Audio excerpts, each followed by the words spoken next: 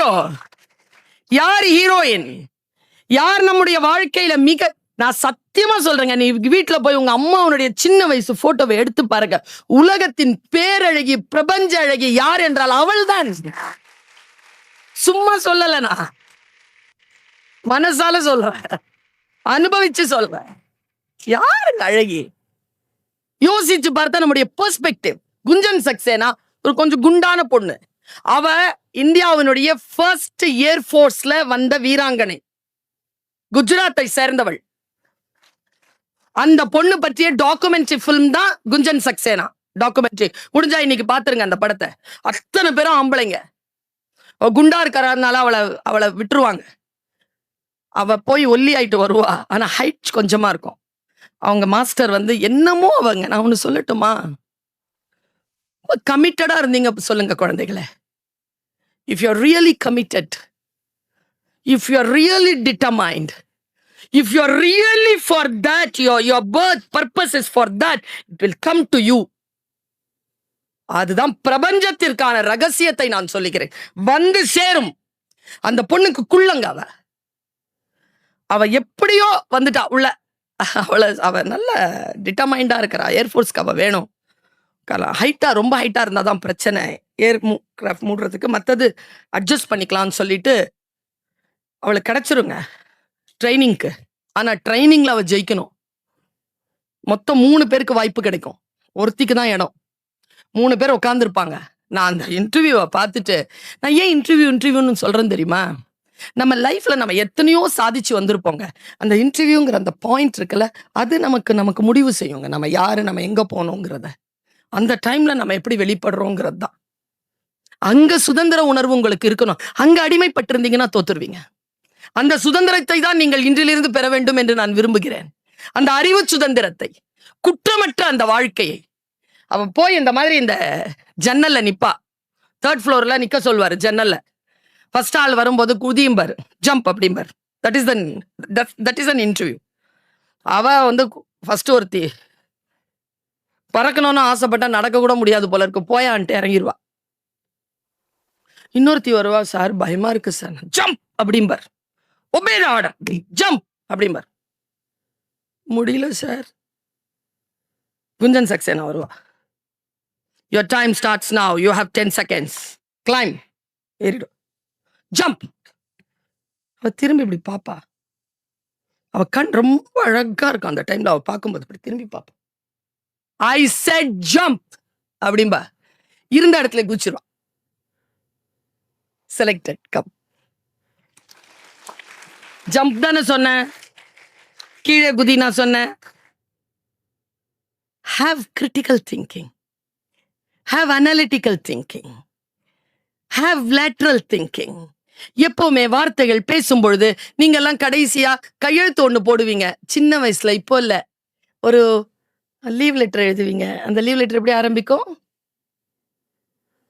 as I am suffering from, பார்த்துட்டே இருந்துச்சு pandemic. தன்னை குழந்தைங்களும் இதே தான் எழுதும். as I am suffering.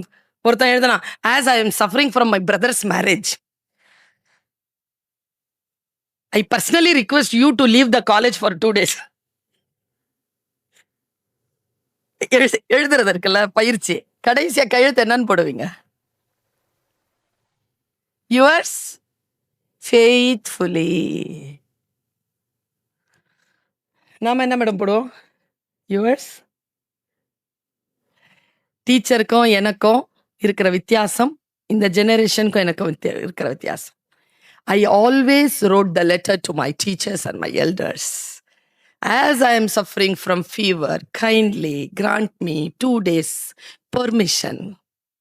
As per my medical officer advice, I will submit the medical certificate when I join the school. Yours obediently, faithfully. ரொம்ப easy. faithfully இல்ல sincerely. எங்க போச்சுங்க ஒபீடியன்ட்லி? கொஞ்சம் கஷ்டம்தான். ஐ முதல்ல வருமா ஈ முதல்ல வருமான்னு தெரியாது எழுதும்போது. பரவாயில்லங்கிறேன் நானு. மாத்தி கூட போடு. Stay obedient.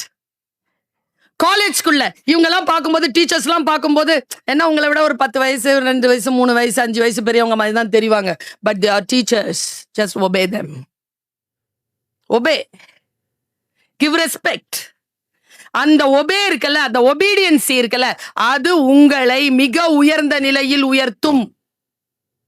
நம்மில் பல பேருக்கு தெரியாது, இந்த ஒபீடியன்சியால நாம மிகப்பெரிய உயரங்களை அடையலாம். கடவுளுக்கு முன்னால எப்படி நிற்க வேண்டும்? நான் இஸ்லாம் மதத்தை சார்ந்தவன். சர்வமும் முடங்கி நிற்கணும்.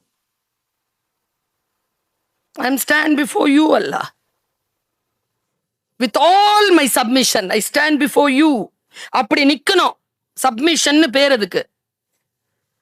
பெருமாள் முன்னால் எப்படி நிப்பீங்க? அவருடைய பாதம் உங்கள் தலையில் வைக்கும்போது எப்படி? கர்த்தருக்கு முன்னால் எப்படி நிப்பீங்க? முட்டிக்கால் போட்டுட்டு நிப்பீங்க. எல்லாம் என் சித்தத்தின்படி இல்லை இறைவா, உன் சித்தத்தின்படி என்னை வழி நடத்துவாயாக.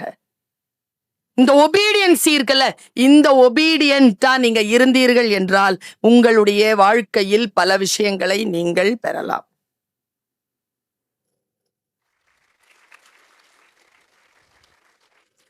முக்கியமா எந்த இடத்தில் இருக்க வேண்டுமோ அந்த இடத்தில் பணிவுடன் இருங்கள்.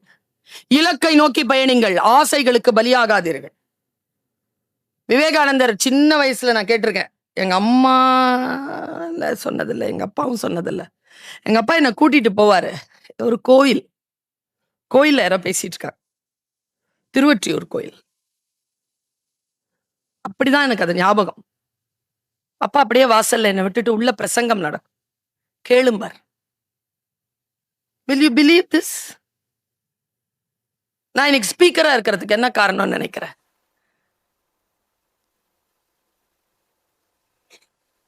காதுகள் தான் காரணம். கண்களும் காதுகளையும் நன்றாக பயன்படுத்தினேன், அதனால் வாயில் இருந்து சொல் ஒழுங்காக வருகிறது. இதையே பேசிட்டு இருக்க கூடாது. இன்றைக்கு புதுமை பெண்களுக்கு மிக முக்கியமான ஒரு கருத்தை சொல்றேன்.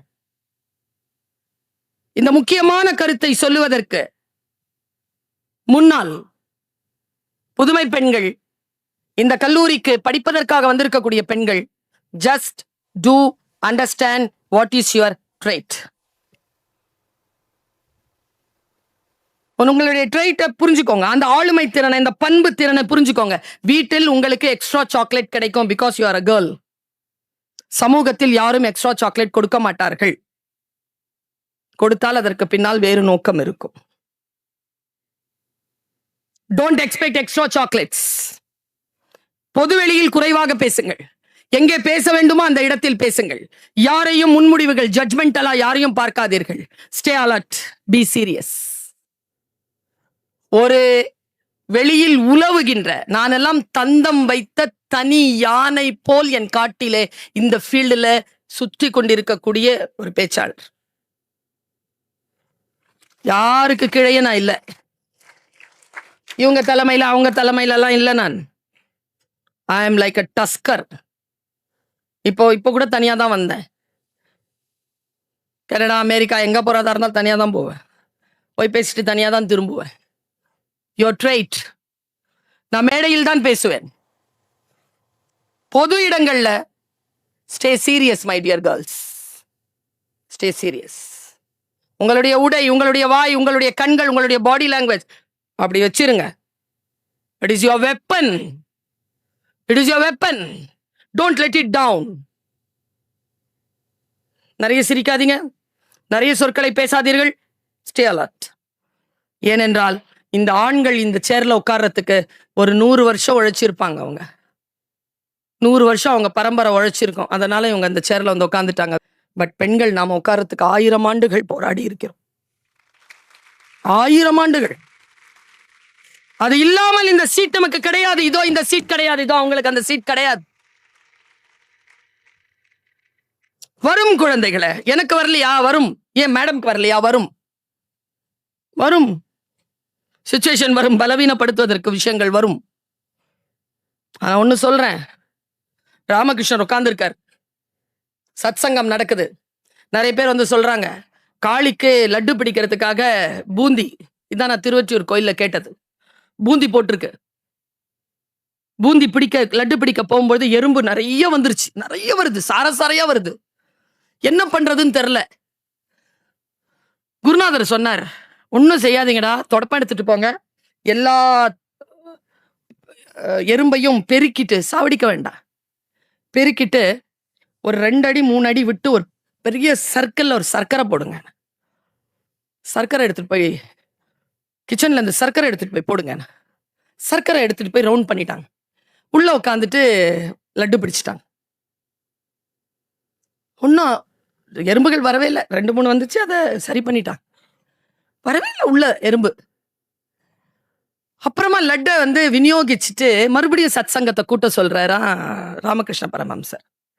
கூட்டிட்டு சொன்னாரா, பக்தர்களே, காளி பக்தர்களே, நான் உங்களுக்கு ஒரு உதாரணத்தை சொல்லுகிறேன்.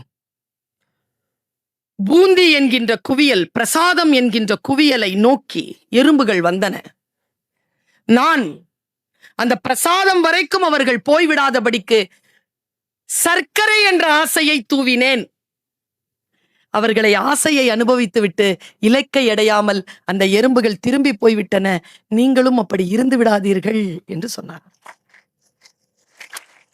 ஆசைகளை அனுபவித்து விட்டு இலக்கை அடையாமல் இருந்து விடல் ஆகாது. இலக்கு பெரியது. ஆசைகளை இந்த வயசுல நோ சொல்ல கஷ்டம்தான். சொல்லு. வேர்ட்ஸ் இருக்குல்ல, அந்த வேர்ட்ஸ கொஞ்சம் கவனப்படுத்திக்கோ. இப்ப எல்லாருக்கிட்டையும் கேட்பல்ல நீ, ப்ளீஸ் அட்வைஸ். எத்தனை பேர் கேட்பீங்க அந்த வார்த்தைய? ப்ளீஸ் அட்வைஸ் கேட்பீங்க தானே? ஒரு புரியல ஒரு விஷயம், என்ன சொல்வீங்க? Please advice. மாத்தி சொல்லலாமா? இன்னிலிருந்து ஹேவ் லாங்குவேஜ் ஸ்கில்ஸ். உங்களுடைய சப்ஜெக்ட் நாலேஜ்ல இருந்து நீங்க மேல ஏறணும்னா ஹேவ் லாங்குவேஜ் ஸ்கில். எப்படி கேட்கலாம்னா, would you recommend moving ahead with option A or option B? Option சொல்லு. ஒருத்தங்கிட்ட கேட்டு பாரு, டீச்சர்ஸ் கிட்ட இப்படி பேசி பாரு, உன்னுடைய லெவல் உயரும். இன்னொரு வேர்டு இருக்கு, please advice. how would you like me to move forward on this? முன்னால இருக்கிறாள் எவ்வளவு ப்ளீஸ் ஆயிடுவார் தெரியுமா? சில குழந்தைகளுக்கு பேச தெரியறதே இல்லை. ஸ்கூல் அப்படியா இருக்கும். மேம் மேம் எவ்வளவு நேரமா மேம் கூப்பிட்டுட்டே இருக்கிற மேம். எப்பவுமே பின்னால இருந்து கூப்பிடக்கூடாது டீச்சர்ஸ, முன்னால வந்து நின்று எக்ஸ்கியூஸ் கேட்கணும். இதெல்லாம் இந்த கரூர்ல சொல்லி கொடுத்துருவாங்க, சொல்றேன். Please let me no your preference. How should I move on this? ஏதாவது ஒரு ப்ராப்ளம் இருக்குன்னா just ask politely like this, or else what has worked best in your experience when handling situations like this, madam? கேக்குறது இருக்குல்ல, ஒரு விஷயத்தை சொல்றது இருக்குல்ல, என்னை வழிபடுத்துகின்ற சொற்களோடு நான் பயணம் செய்கிறேன். குழந்தைகளே, நீங்கள் கவனமாக இருங்கள். கவனத்தை சிதறடிக்க அனுமதிக்காதீர்கள். உதாரணத்துக்கு சொல்லுகிறேன், கவனம் யார் மீது வைக்கிறீர்கள்? முக்கியமா இந்த நேரத்துல உங்களுக்கு second year, third year, final இயர்ல இருந்து கிடைக்கலாம், இல்ல ஏதோ உங்க பக்கத்துலயே உட்காந்து கிடைக்கலாம், இல்ல டீச்சர்ஸ்ல இருந்தோ யாரும் கிடைக்கலாம். யாரை பின்பற்றுகிறோம் என்பதிலே கவனம். டைம் போயிடுச்சுன்னா மறுபடியும் you cannot catch the time. 1க்கு 2 வாட்டி யோசிச்சு முடிவு செய். எனக்கு தெரிஞ்சு டெத் போல்னு ஒண்ணு இருக்கு. என்ன இந்த டைம்ல போய் சொல்றீங்களா மேடம்? எஸ், டெத் போல். டெத் போல்னா என்ன தெரியுமா? நீ உன்னுடைய கார்டன்லயோ இல்லனா ஏதாவது ரோட்லயோ இல்ல ஒரு ஏதாவது ஒரு ஈரமான பொருள் இருக்கிற இடத்துலயோ உனக்கு சில விஷயங்கள் கண்களுக்கு காட்சியாக தெரிந்திருக்கும். எறும்புகள் ரவுண்ட் அடிச்சுக்கிட்டே இருக்கிறத பார்த்திருக்கிறியா? பூச்செடி ரவுண்ட் அடிச்சுக்கிட்டே இருக்கும். ஒரு ரவுண்ட் இருக்கும், அதுக்கு நீ எங்கன்னு புள்ளி பார்த்தனா அது எங்கேயும் ஒரு இடத்துல இறங்காது, வெறும் ரவுண்ட் மட்டுமே படிச்சிட்டு இருக்கோம். அதை பற்றிய ஒரு ஆய்வு வந்திருக்கு. அந்த ஆய்வு என்ன சொல்லுது தெரியுமா? all these ants are in the death pole. அப்படின்னா என்னன்னு கேட்டா ஆச்சரியப்பட்டு போவேன். நான் உனக்கு சொல்ற விஷயத்துல லைனா போதா எறும்பு, ஒண்ணுக்கு பின்னால ஒண்ணு போதா. ஒரு எறும்பு பின்னால ஒரு சின்ன ஒரு கெமிக்கல் வாசனைய விட்டுட்டு போகும். அந்த வாசனையை பிடிச்சிட்டு தான் அடுத்த எறும்பு போய்கிட்டே இருக்கும். அதுல ஒரு எறும்பு மட்டும் என்ன பண்ணும், அந்த வாசனையை பிடிக்காம அந்த லைன்ல இருந்து தனியா போகும். அந்த லைன்ல இருந்து தனியா போகுதுல்ல, அது எங்க போகுதுன்னு அதுக்கே தெரியாது. பல எறும்புகள் என்ன பண்ணும், இது போகுதுல்ல, இதுக்கு பின்னாலேயே போகும். இந்த எறும்பு என்ன பண்ணும், போய் ஒரு இடத்துல சுத்த ஆரம்பிக்கும். எல்லா எறும்பும் சுத்த ஆரம்பிக்கும். அந்த 200, 300, 1000, 2000 எறும்பு பசியுடன் போகிற இடம் இல்லாமல் செத்து போகும். சட்டுன்னு ஒருத்தங்களுக்கு பின்னால போயிடாத, நின்னு யோசி. இதுதானே என்னுடைய பாதை, இது ஏன் இப்படி போகுது? அதனால்தான் இப்படியே பார்த்துட்டு போக கூடாது, கொஞ்சம் இப்படி பார்க்கணும். இப்படியே இருக்கக்கூடாது, கொஞ்சம் இப்படி இருக்கணும். நீங்க எல்லாம் இப்படி இருக்கிற பிள்ளைங்கள், அதனால தான் இங்க வந்து உட்கார்ந்து இருக்கிறீங்க.